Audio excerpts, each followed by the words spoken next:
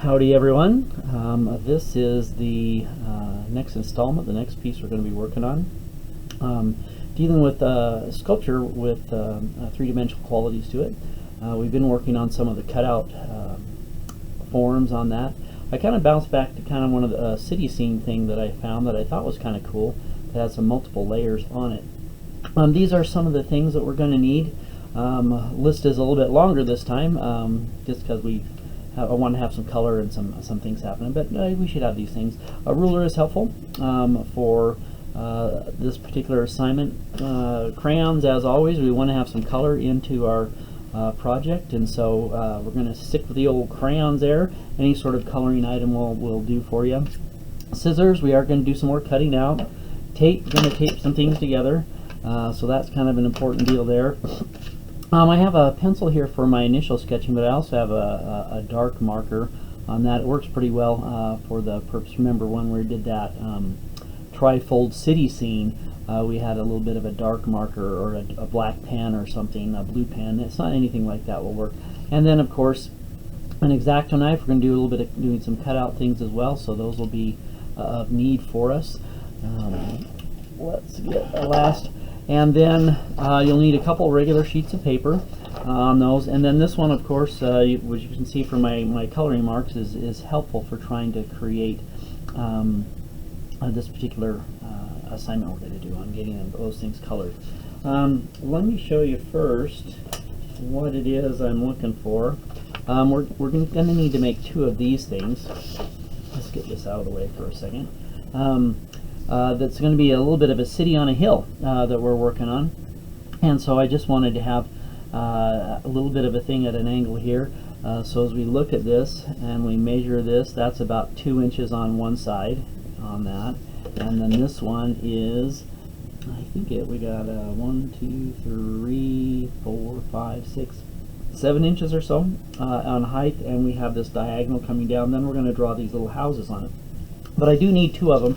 So I figured I'd start out with showing you what one looks like, and then we'll go ahead and make the next one. So I mentioned on this one, break out our pencil, just put a mark at the 2-inch mark here, and then this one was 7 inches here, which was about 1.5 inches down from the top. So that's 1 inch, 1.5 inches, about right there. That should be 7. And then go ahead and draw your diagonal line across the paper.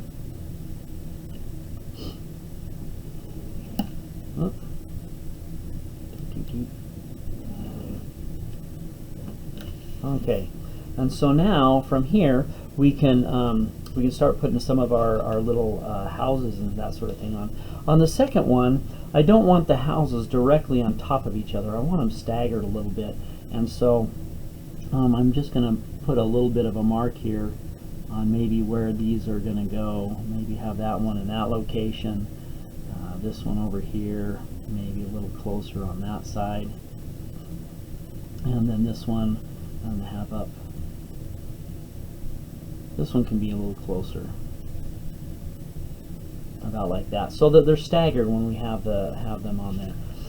From there, I'm just going to do a little bit of drawing that in, and you can just make them. It's basically a rectangle coming up from these things, and you can finish off the roof or how you want it. Could be a flat roof like that. That's kind of a cool deal. Got a little bit of extra inside there, and then we're going to put in our little windows.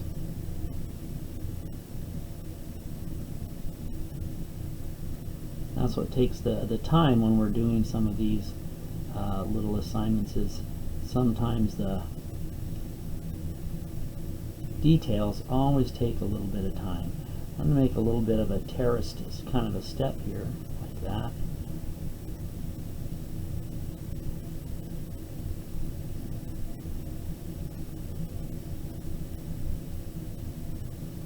Almost going the length of my whole house here. Okay. And then I wanted a little door on there as well. I think I need some kind of an interesting roof on that. Why don't we do one like this? It's kind of a interesting sideways sort of a roof. that we have going. Alright, let's go up from here on this one.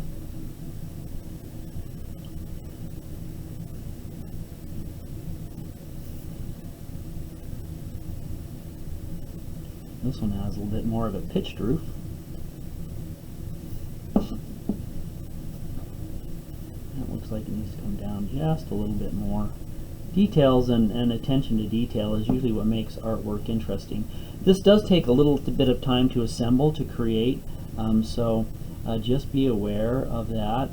This will be a 2-day assignment as opposed to a single day. So pace yourself.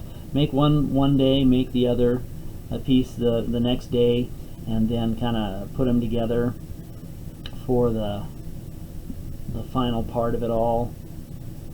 And just space your time out. It does take, like I said, just a little bit of extra time to do the assignments. So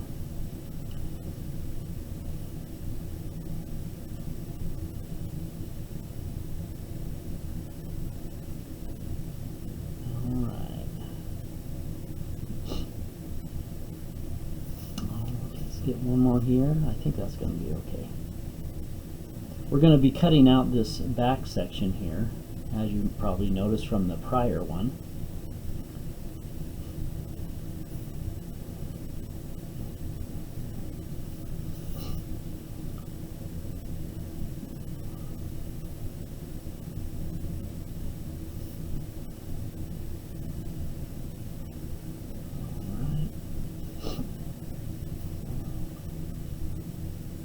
Nice to start out with pencil, that way you can erase your mistakes and have things work out splendidly for you.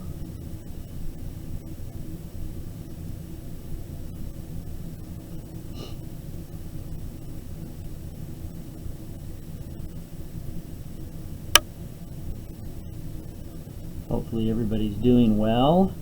It's kind of hard to believe we're getting down near the end of this little adventure. Doing these assignments. I've got a little bit too thick on there.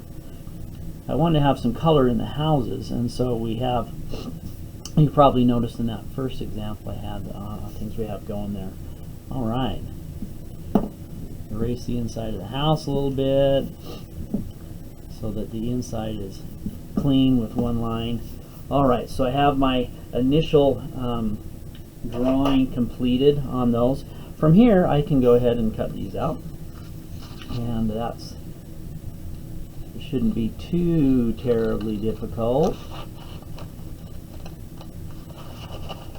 These are pretty straightforward cuts. All straight lines, not a lot of curves, that sort of a thing. This is extra so we can cut beyond as we come across that.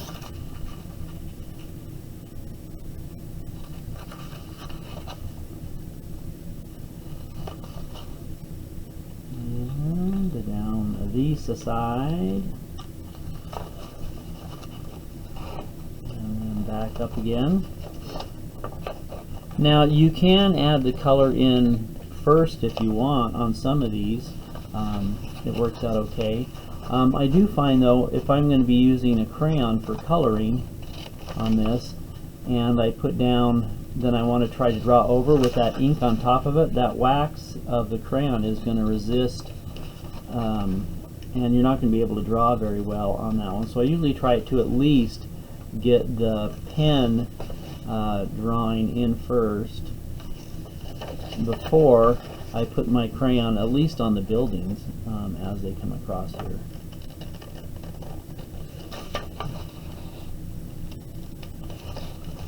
I saw this drawing of this outside scene, or this sculpture of this outside scene, employing this curved thing that we're going to do eventually, and I thought, oh, that's way cool. I want to try that. And then you don't have to have complicated medium, like you don't have to have, you know, metal or necessarily clay or anything really crazy to create interesting artwork. You can, you know, paper is a perfectly good sculptural medium to work with as well. Okay, so I got that taken care of. Now let's bring this back on for a second. I did want to just clean up some of those edges on some of these where I can see that the pencil is kind of showing through a little bit. Okay, I think we got it going here. Alright, so from here we can start with a little bit of the crayons. The one I have here is kind of a lighter green that I had on top of that. I want to have a medium green on that. What about that guy? That looks pretty good. So I want the things to be consistent and to be kind of stable, so I'm going to try using a lot of the value application in a single direction. And so I'm going to use horizontal in here as I come here. The main value application of this area, the green area, the grassy area of this hill is going to be horizontal. Now I do need to get right up to this edge a little bit, and so I have a little bit of a barrier, and so I'm going to just shade there or color that in so we have that going.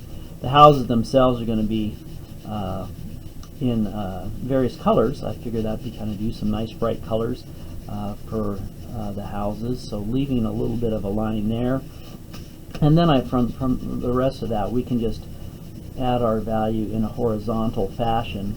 That's going to add a sense of stability. If we shade or we do the marks all in the same direction, it'll make it look uniform, which is what we want. We want some uniformity to our artwork. It makes it look purposeful. It makes it look intentional when we have things that are uniform, that are equal, that are going on their application. Now, I'm going every which direction, and that's a great marking system on that one, but it doesn't add the sense of stability that I'm looking for in this particular art project. I want this to look very stable and purposeful, and so as such I'm going to keep the shading or the application of the marks going in a consistent direction. You can do the same thing if you're doing a pencil drawing or something along those lines. Shade in the same direction. Use all vertical lines, use all horizontal lines, use all diagonal lines or something like that when you do your shading or value applications if you're doing a drawing, and it'll add that sense of stability and unity to your artwork. Unity is good. One of the elements or one of the principles of art is unity, and so if we incorporate that into our art, we must be doing something good as we start to come across.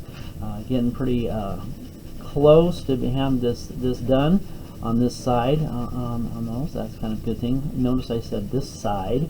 We're actually on these, we shade in or we color both sides because there's going to be a few twists and turns on that.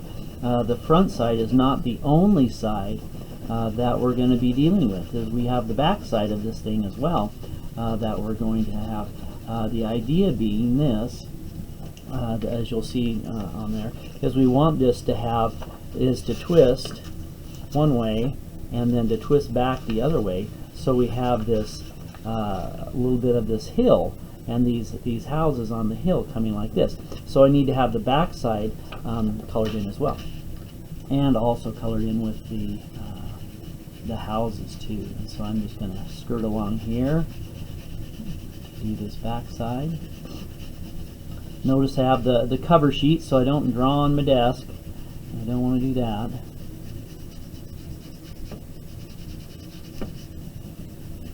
Okay, then I'm going to go horizontal this way too. And if when you're shading, if you have it here so the point is going out this way as it comes back across that edge, you can go a little bit quicker, like that. It doesn't grab the paper as much.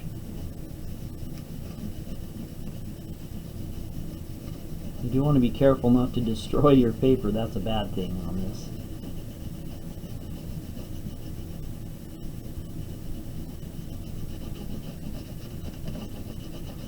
You can see and say, oh, I can whip that out pretty darn fast. Well, that's what I was thinking first, and then all of a sudden I started doing it. I said, well, it's going to take some time to do this application. Thus this is a 2-dayer for us, a 2-day assignment that we're working on.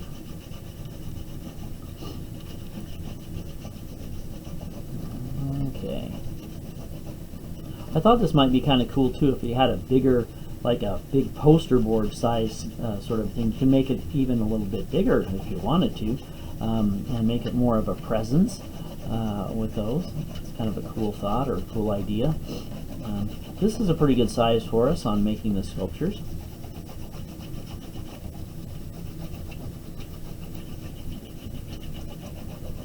Hopefully you guys have found that the assignments we've had have been somewhat entertaining and some interesting things happening there, even though we weren't able to all have clay to work with. The ideas have been pretty solid. I wonder if you can make a slab sculpture out of clay using the same technique. Is one thing. The thing that I found interesting is a lot of these things that we're working on, you could make them out of clay on those with a slab of clay, all the paper ideas. You might not be folding it, but you could use it for the forms and the shapes of the things that you're trying to create. Would be kind of a cool deal. So we could be doing some precursor work, some preliminary work for doing some of the clay work on that, you know. Next time we have a bunch of clay around here, why don't we just cut out a slab on that one? We make a little twisty thing. We could cut out the houses as well if we wanted to, but we don't necessarily have to on those. Okay, I'm going to bring this guy in here. With that, we have a pretty good value application. The light on here kind of reflects it. You don't see the green quite as much on that, but it's a pretty good application on both sides that we're looking for. Okay, let's jump into the pen on those. Where's my pen go? This is just a fine point marker that I have on those, and so I'm just going to emphasize those things again here so that we have some sort of detail on our houses, on our buildings. And you don't need to necessarily go around the windows. I'm going to cut out the windows, but what I do want for my windows, I wanted little window boxes underneath them, and those I got to draw in. So I'm going to draw in the little window boxes underneath, but I do want to draw around the door, and I want to draw the steps like that. There we go. But I'm going to cut out the windows, so I don't need to go around the windows. But the little windowsill things underneath, I do want those in because I want to leave those white.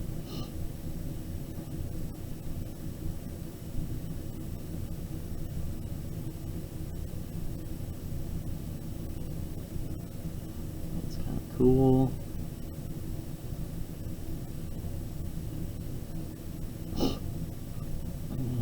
Door on this one.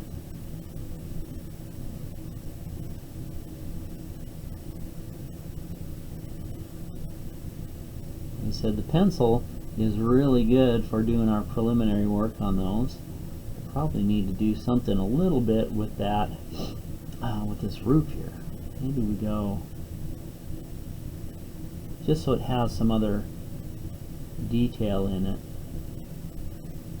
I could put more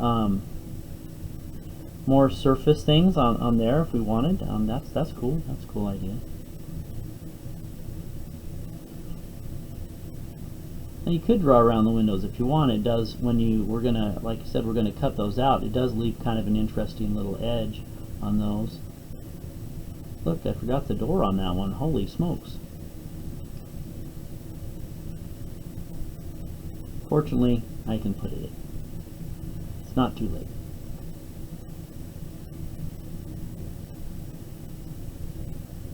A ballpoint pen would probably work okay with this as well. If you do have a fine tip marker, those obviously work really well on creating that. That other, back over here. Maybe on this one I'm going to do kind of the umbrella look.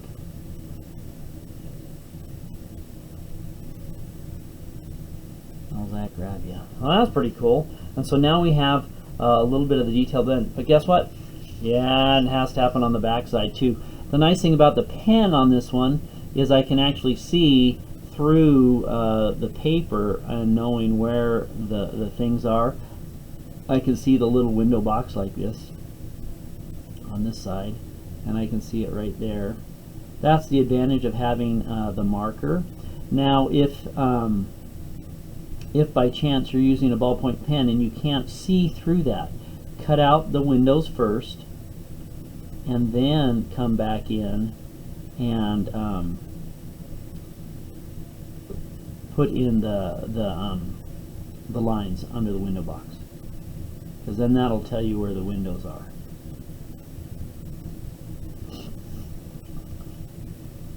Okay, and this one here. So I'm just mimicking what I'm seeing through the paper on this one, and then I have the window box thing here, the little window sill that goes under there. Maybe they plant some flowers in here. We can plant some flowers or something.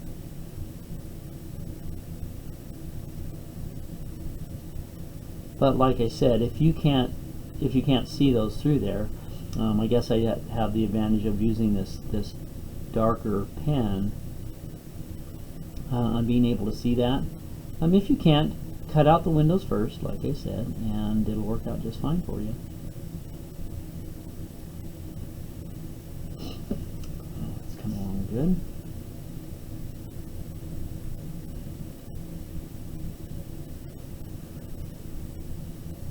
Get my verticals in here.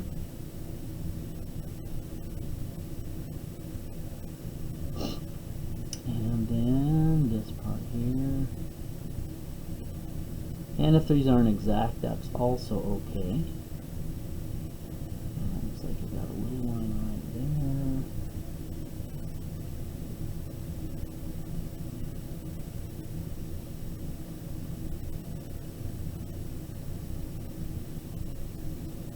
The cool thing about these is it is three-dimensional, and so it's kind of cool to have both sides of,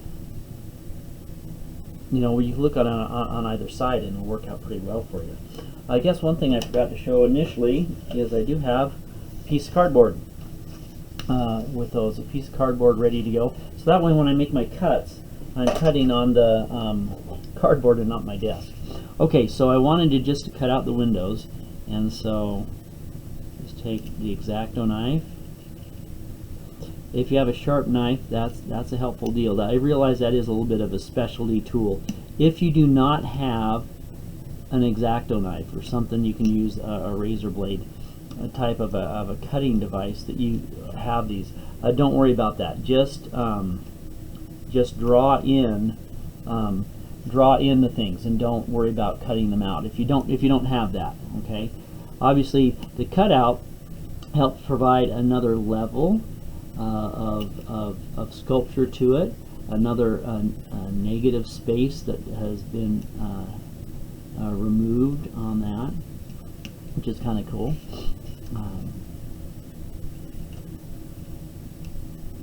But if you don't have one, don't panic, don't worry. I'm not that demanding on those. We want to work with what you have. If you do have the X-Acto knife, obviously, or something like it, a razor blade, that will help. It makes a more complete sort of a sculpture thing with having those cut out. That's kind of cool. I'll leave the doors. I didn't have the doors there. I suppose you could have a cut out one side and have an open door if you wanted on some of them. Kind of the open door policy there, I guess. It's kind of cool, but I elected not to do that. Sometimes these little windowy things, they don't want to come out either. But a little bit of persuasion. This is not the sharpest X-Acto knife I've ever owned. Though it's probably about time to replace the blade on it. But for our purposes, I think it's going to work. Always be careful with the with knives and cutting devices. You don't want to cut your fingers. Don't want to jinx myself either. So.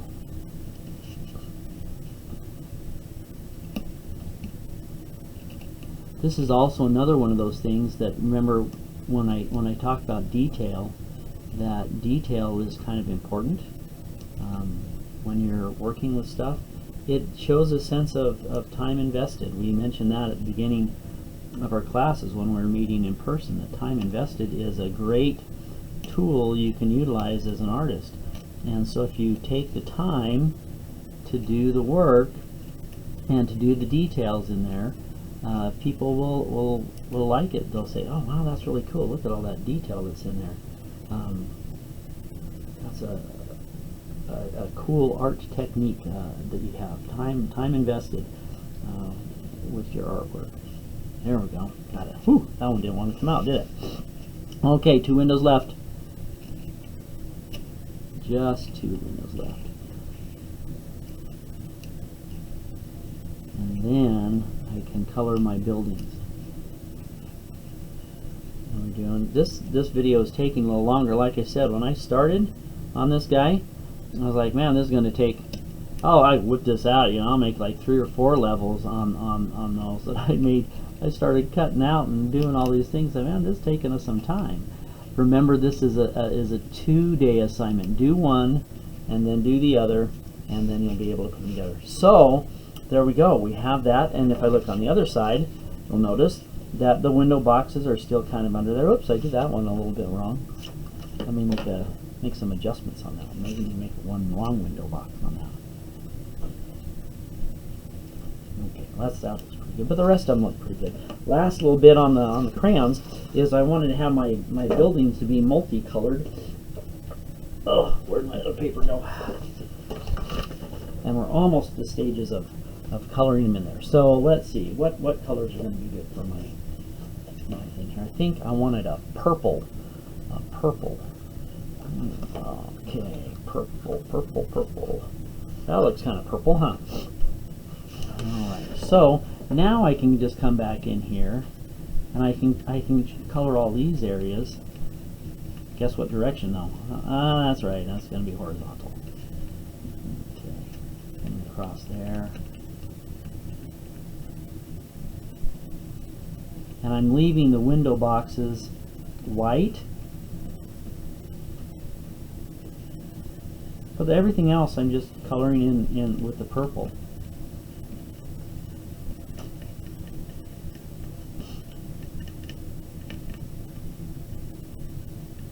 Hey look, got windows.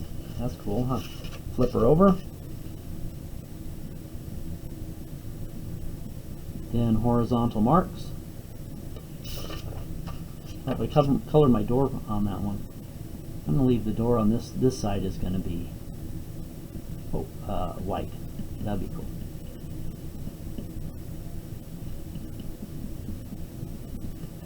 Guess you can color the door brown or something if you wanted. Got to hold this still while we make our marks on this.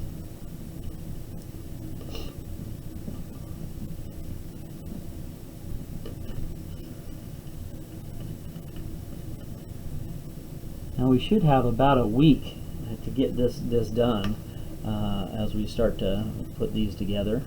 So that'll be cool. What would be good in the middle there? What about like a blue? The blue house.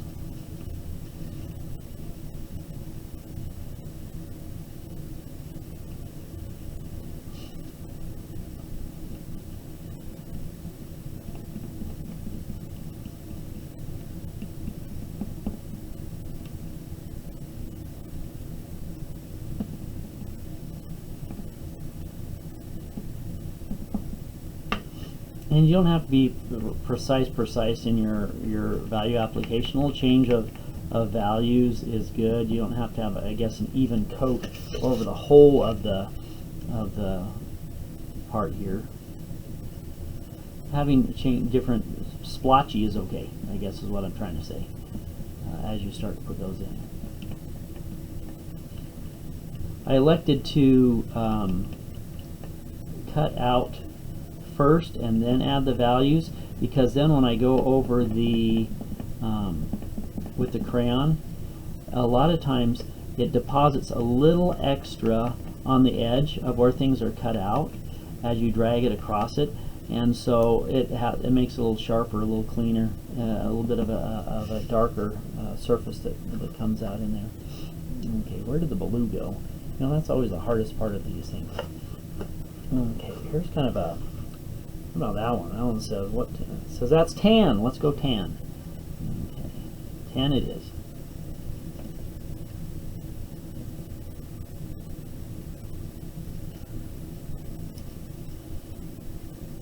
So as I drag across there, the edge of the building a lot of times will be a little bit darker.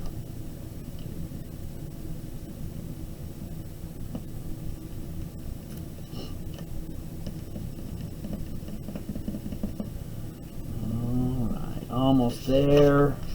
Almost have all the pieces of the puzzle ready to go.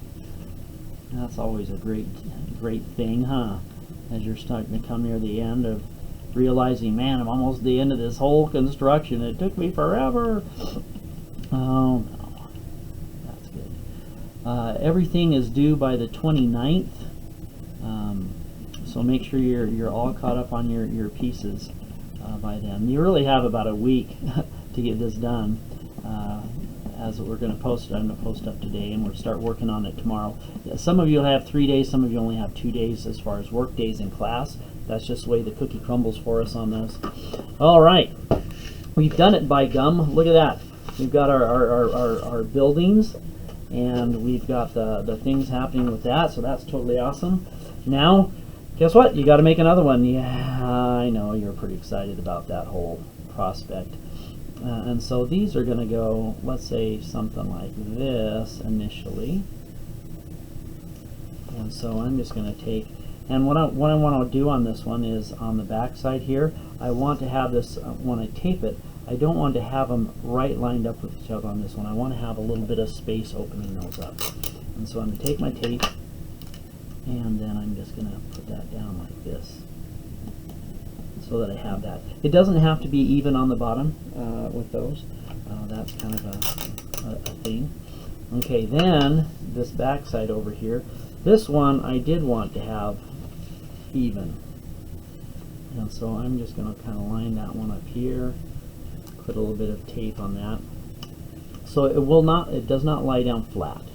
That's kind of an important thing, because I want to have some distance between the pieces. Okay, but this part we can have line it that way. And since this does not lie down flat, I'll get me a piece of tape. Oops, that's probably a little bit big. So I need this piece here. So let's take this, and I'm going to twist it this way, and I'm going to tape it down and move it over about a third, like that. Okay, so we have kind of this bubble side, right? We have the bubble side, and so on the bubble side, I'm going to take this and I'm going to tape this about halfway over, maybe, just on the bottom right here.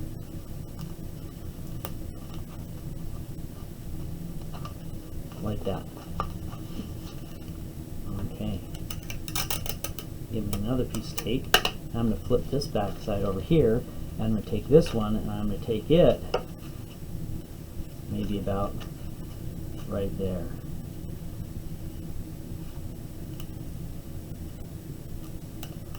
This one gets a little bit trickier. I want that straight. If you use if you're using the Scotch tape, it blends in pretty well. Oh, I'm taping where you guys can't see what's going on. Duh, hello. Come back up here.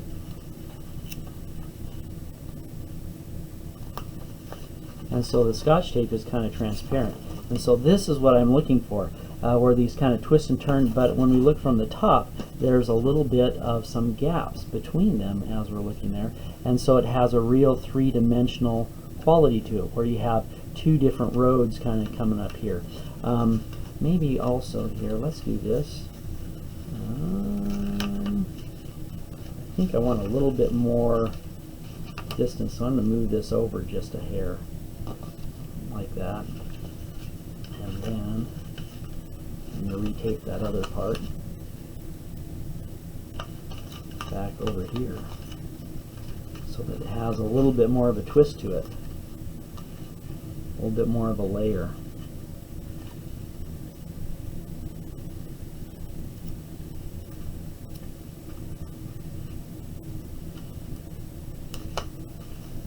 That's a little bit better.